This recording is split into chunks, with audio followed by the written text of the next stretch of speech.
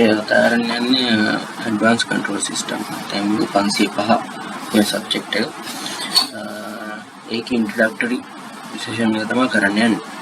එතකොට ඒක අපිට කතා කරන්න තියෙන මූලිකම දේ තමයි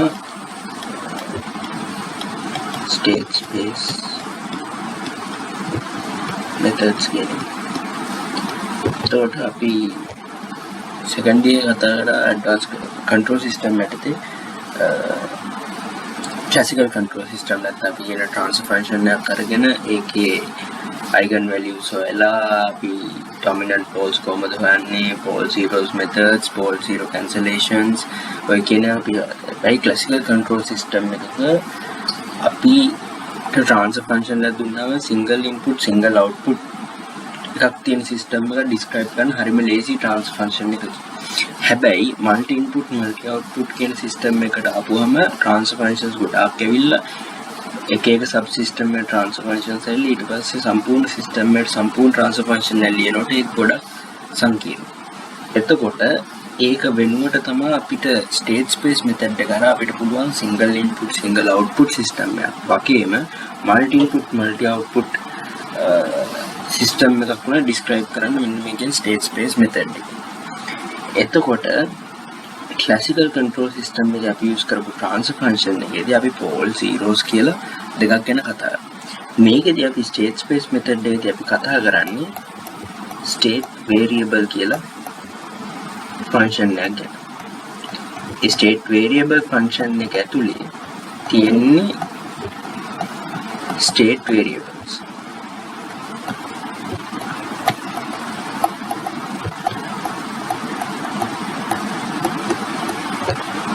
එතකොට මේ කියන state variable use කරලා තමයි අපි system එක කොහොමද describe කරන්න කියලා බලන්න යන්නේ ඉස්සරහට. එතකොට state variables පාවිච්චි කරලා සෑහෙන ක්‍රම තියෙනවා අපිට system එකක් describe කරන්න. අපි අද බලන්නේ මොකද්ද මේ state variable එකක් කියලා කියන්නේ, state variable function එක කියන්නේ මොකද්ද, system එක describe කරන්න අපි use කරන equation එක මොකද්ද කියන එක තමයි මූලික වශයෙන් කතා කරන්නේ. එතකොට අපි මෙන්න මේ කියන state variables ටික represent කරන්න නැත්නම් අපි කියන්නේ නිරූපණය කරන්න අපි යොදාගන්නේ matrices. එතකොට state variable එක අපි ගත්තොත් state variable function x කියලා අපි state variables දාන්නේ column matrix එකක් විදියට. එතකොට හිතන්න මේක nth order system එකක් නම් state variable n සංඛ්‍යාවක් තියෙන්න ඕන. දැන් මේ column matrix එක විදිහට ලියාගන්න. එතකොට මේ තියෙන්නේ nth order system එකකට අපි state variables matrix ආකාරයෙන් ලියන්නේ කොහොමද කියන්නේ.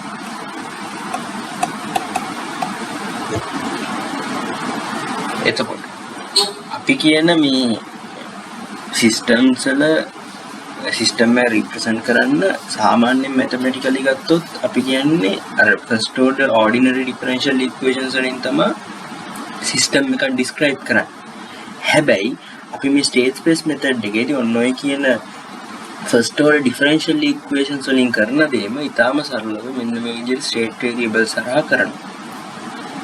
එතකොට මේ state variables හරහා කරනකොට අපිට දෙනවා equation එකක්. ඒකට අපි කියනවා state variable function එක. එතකොට ඒ state variable function එක විදිහට අපිට දීලා තියෙන dynamic equation එක මොකක් හරි system එකක් ගත්තම ඒ system එක describe කරන්න දෙන සාධාරණ dynamic equation එක තමයි x dot සමානයි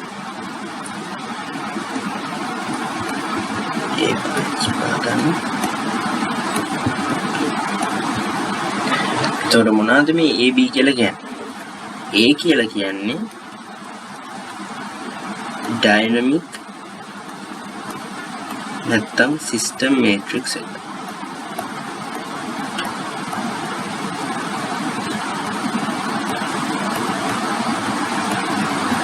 එතකොට B කියලා කියන්නේ driving matrix එක.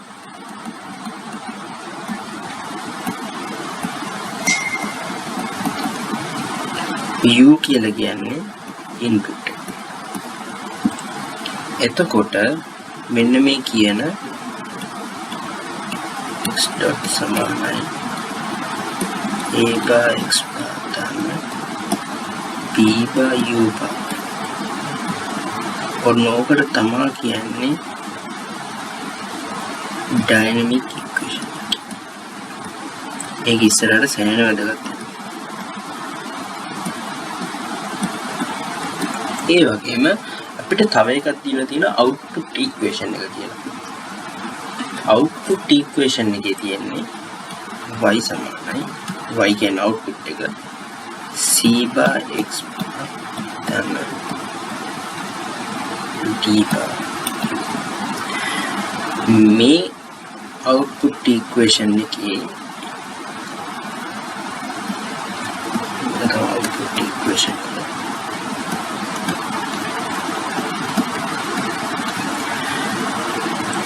මේ output equation එකේ du part එක අපි සාමාන්‍යයෙන් සලකන්නේ නැහැ. හැම වෙලාවකම වගේ මේ part එක time එකත් එක්ක නැති වෙලා යනවා වගේ සලකලා මේ du bar කියන එක අපි සාමාන්‍යයෙන් ඉන්ක්ලූඩ් කරනවා.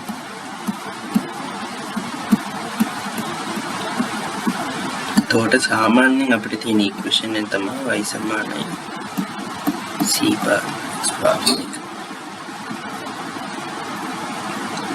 මේ c කියන්නේ අර ab වගේම මේට්‍රික්ස් එකක්. හරිද? එතකොට මේ a b c කියන ඒවා කොහොමද මේට්‍රික්ස් ක්‍රමයට ලියන්නේ කියන මේට්‍රික්ස් එකකදී කොහොමද ඒක ඇප්ලයි වෙන්නේ කියන ඉස්සරහට බලන්න පුළුවන්. අපි කතා කරන්නේ du part එක අපි සාමාන්‍යයෙන් neglect කරනවා. එතකොට du part එක neglect කරාට පස්සේ අපිට හම්බෙන සූත්‍රය තමයි y සමානයි c by x bar. ඔක අපි ඉස්සරහට යූස් කරන සූත්‍රය. එතකොට අපි දන්නවා අපි මේ choose කරන state variable සපුරන්න ඕන කාරණා කීපයක් තියෙනවා. එහෙනම් අපි කිව්ව නීති තුනක් තියෙනවා. පළවෙනි නීතිය තමයි මේ state variables mutually independent වෙන්න ඕන.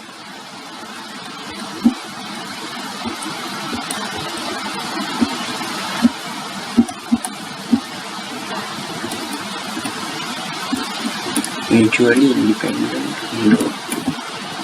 දෙවෙනි එක තමයි n number of nth order system එකක් නම් ඒකට n number of state variables තියෙන්න ඕනේ. ඒ කියන්නේ මොකක් හරි system එක describe කරන්න නම් ඒකට අවශ්‍ය කරන සුදුසු ප්‍රමාණීය state variables තියෙන්න ඕනේ. හරිද? ඒක අපි කියන sufficient number of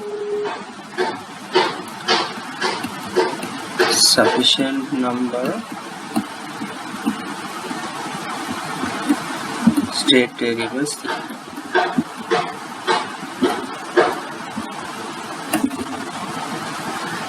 තුන්වෙනි එක තමයි මේ state variables input එකේ function එකක් වෙන්න බෑ.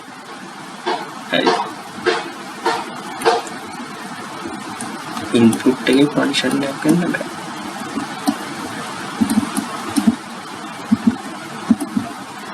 ඔය තුන තමයි rules තුන. අපි state variable එකක් define කරනවා නම් හරි state variable අපි තෝරගන්නවා නම් හරි අනුගමනය කරන්න ඕන rules තුන තමයි ඔය තුන. හරි. ඕකේ mutually independent වෙන එකයි sufficient number of state variables ඕනි කියන එක වගේම මේ u වල function එකක් වෙන්න බෑ කියන එක වැදගත් වෙනවා සමහර තැන්වල.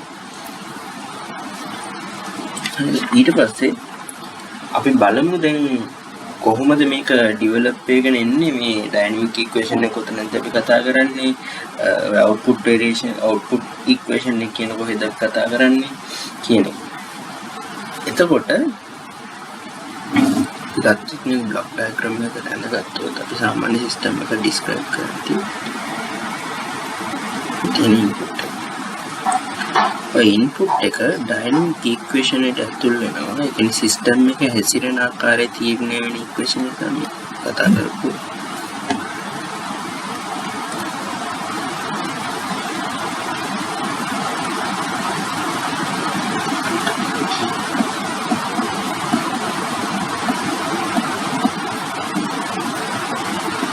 ඔක තමයි ඩයිනමික් ඉක්වේෂන් අපි කතා කරන්නේ.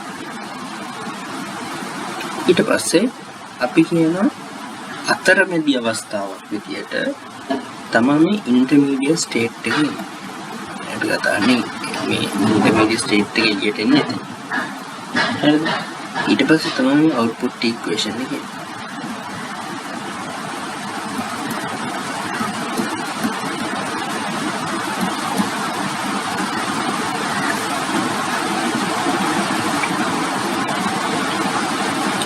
එතකොට ඔය ආකාරයට තමයි ඔක සාමාන්‍ය සරලව ගත්තොත් සිස්ටම් එක යන්නේ.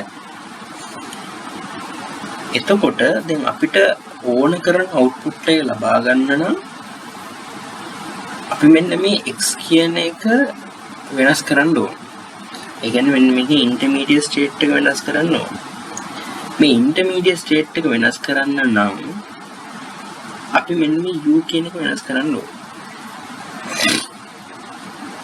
ඉන්ටර්මීඩියට් ස්ටේට් එක වෙනස් කරන්න නම් අපි මේකේ ඉන්ටර්මීඩියට් ස්ටේට් එක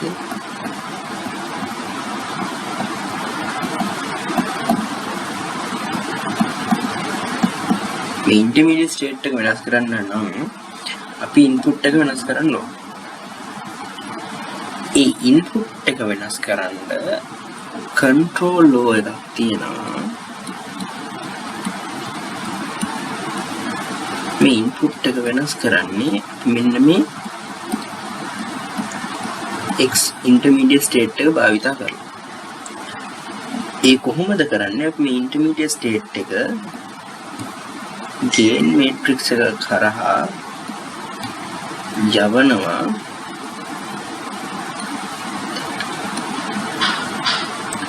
එතෙන්ට යවලා අපි මේ ගේන් මේට්‍රික්ස් එක හරහා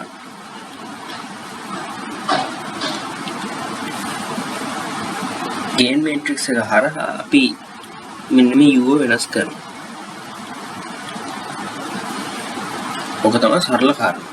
එතකොට අපි මේ පාඩම ඇතුළේදී මේ මෙන්න මේ කොටසට කියන්නේ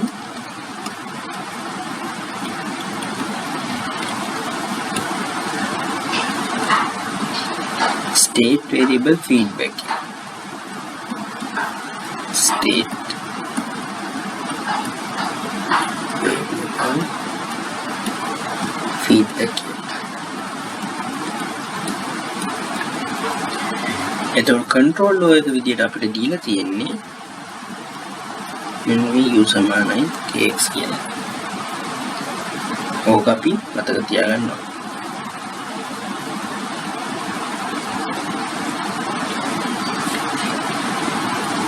ඊට පස්සේ අපි මේක ස්ටෙප් බයි ස්ටෙප් කතා කරමු. දැන් අපිට මේ පාඩම ඇතුළේදී අපේ ඔබ්ජෙක්ටිව් එක තමයි මේ k හොයාගන්න.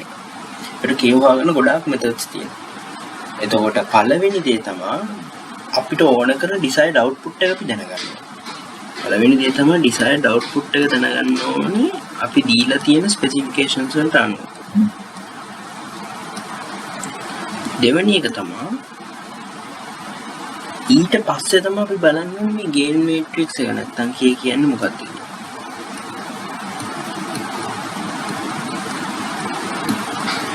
ඕක තමයි ඊට පස්සේ හොයන්නේ. එතකොට අපි මේකෙදි කරන්නේ අපිට මේ k කියන එක මෙෂර් කරන්න බෑ. ඒකින්ද අපි මේ x කියන ඉන්ටර්මීඩියට් ස්ටේට් එක අපි එස්ටිමේට් කරනවා. මේක මෙහෙම වුණා, මේක මෙහෙම වෙනවා, මේක මෙහෙම වුණා, මේක මෙහෙම වෙනවා කියලා එස්ටිමේට් එකම තමයි මේ k එක අපි හොයන්නේ. හරිද? එතකොට වැදගත් තව දැනගන්න ඕන දේවල් තමයි ඉන්ට්‍රොඩක්ටරි සෙෂන් එකේ. අපි කොහොමද ට්‍රාන්ස්ෆර් ෆන්ක්ෂන් එක අපි අර කතා කරපු ab කියන ආකාරවලින් ලියාගන්නේ. පළවෙනි දේ තමයි අපිට දීලා තිබ්බ ඩයිනමික් ඉක්වේෂන් එක. තමයි එක්ස්ප්‍රෙෂන්.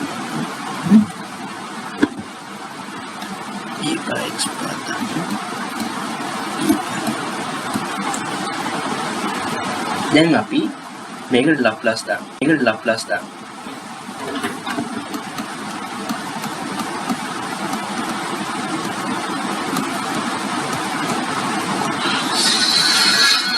ලප්ලාස් දැම්මම අපිට එනවා s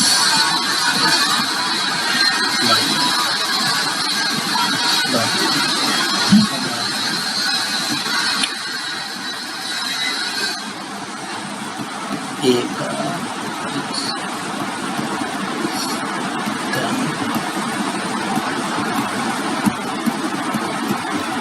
කොහොම ඊට පස්සේ අපිට පුළුවන් මේ XS එක මේ පැත්තට ගන්න. එතකොට අපිට පුළුවන් මේ matrix එකකින් දාන්න තියෙනවා.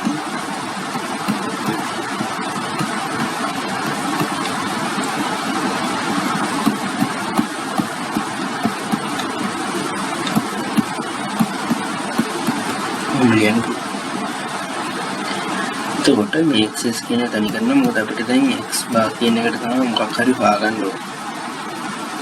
මේක ඉන්වර්ස්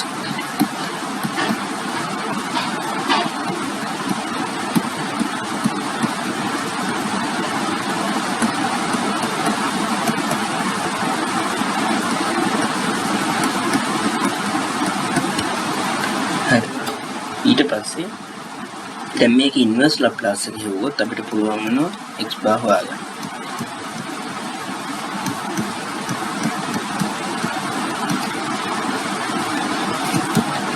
එතකොට එනවා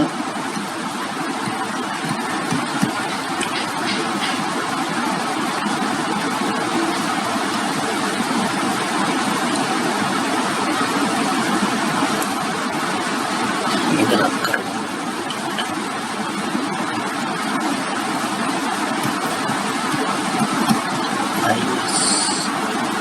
තේනම් කරගමු.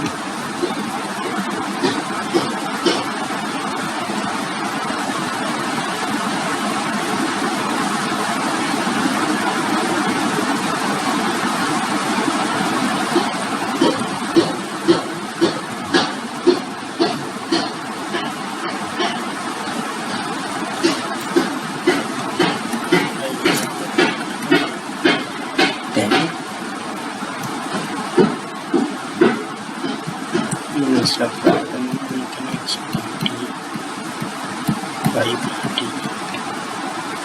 x bar into ඊට පස්සේ මෙන්න මේ කියන කොටසට අපි ඇන්ටි ලැප්ලාස් දාන විදිහක් තියෙනවා. ඒක කන්වොලියුෂනල් ඉන්ටග්‍රල් කියලා එකකින් තමයි දාන්නේ. ඒක අපි ලොකුවට වැදගත් වෙන්නේ නැහැ මේ පාඩමේදී ඉස්සරහට යනකොට. අපිට වැදගත් වෙන්නේ දැන් මේකෙන් කොහොමද අපි ට්‍රාන්ස්ෆෝර්මේෂන් එක ගන්න කියන්නේ. ඒකට මෙතන ලොකු ධීරය ගිහලා මෙතන තියෙන ඉන්ටග්‍රල් එකක් දාපුවා. අපි සමාන t not කියලා දාලා අපි සමාන t වෙනකම් මේක ඔන්න විදිහට ඉක්වේෂන් එකක මේක ආකලනය කරනවා. අනුකරණය කරනවා. ලොකුවට වැදගත් වෙන්නේ නැහැ. එතකොට දැන් මේ අපි කොහොමද දැන් මේ ආපු සමීකරණය ट्रांसफर फंक्शन එක ඔබ්ටේන් කරගන්න. නැත්නම් ट्रांसफर फंक्शन එක හොයාගන්න කියලා බලන්න. අපි දන්නවා ट्रांसफर फंक्शन එක කතා කරද්දී ट्रांसफर फंक्शन එක අපි ඉනිෂියල් ස්ටේට්ස් නිග්ලෙක්ට් කරනවා.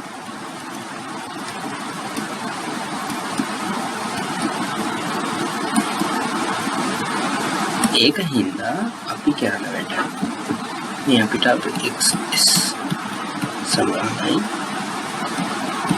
si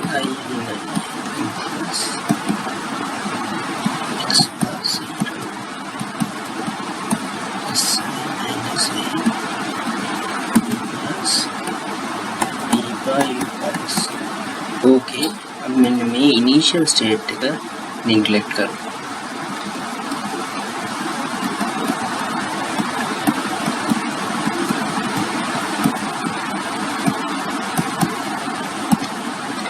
එතකොට අපිට එනවා x සමානයි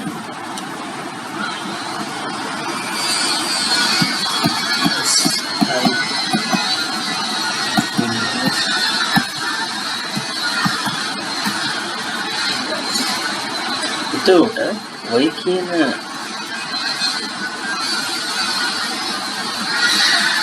ඉක්වේෂන් එකකින්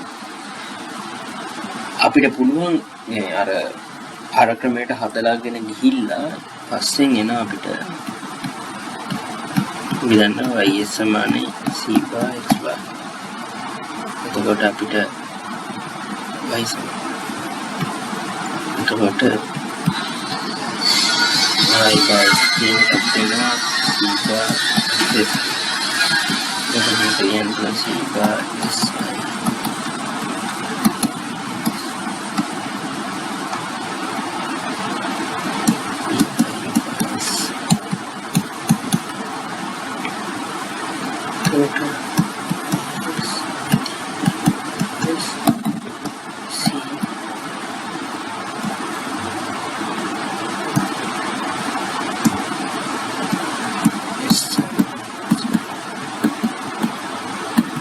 මේ කියන්නේ මොකක්ද output එක? මේ කියන්නේ input එක. output එක බෙදීම input එක කියන්නේ transfer function එක.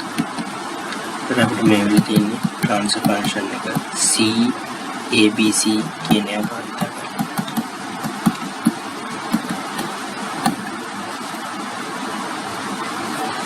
කොහොම තමයි state space function එක transform කරගන්නේ transfer function එක. එතකොට මේ transfer function එකකට state space function එකක් transform කරාට හොඳට state space function එක අපිට transfer function එක transform කරන්න පුළුවන් වුණාට අපි කවමදාවත් transfer function එකක් state space function එකකට convert කරගන්නේ. ඒකට හේතුව තමයි transfer function වලදී අපි ඉස්සර කතා කළ control system යටතේ mode cancellations තියෙනවා. mode cancellations state space method එකේදී අපි mode cancellations කරන්නේ මොකද ඒක system එක describe කරන්න හානියක් වෙන හින්දා. ඒකින්ද අපි කොයිම වෙලාවකවත් transfer function එක state space function එකට convert කරගන්නේ නැහැ. හැබැයි state space function එක transfer function එක බාට convert කරගන්න අපිට ඕන වෙලාවක පුළුවන්. ඒ දේවල් අපි දැනගෙන ඉන්න ඕනේ. ඔය කාරණා ටික තමයි මූලික වශයෙන් දැනගන්න ඕනේ අපි මේ ඉස්සරහට යද්දී මේ advanced control system යටතේ. ඊට පස්සේ අපි ඉස්සරහට කතා කරමු කොහොමද මේ transfer මේ state space equation එක අරගෙන ඒක කොහොමද block diagram එකකින් represent කරන්නේ ඊට පස්සේ කොහොමද characteristic value නැත්නම් අපි කතා කරපු ඉස්සර eigen values කියන එක මේකෙදි අපි කතා කරන්නේ characteristic values. ඒ characteristic values වලින් කොහොමද මේ කියන system එක describe කරන්න කියන එක අපි ඉස්සරහට බලමු.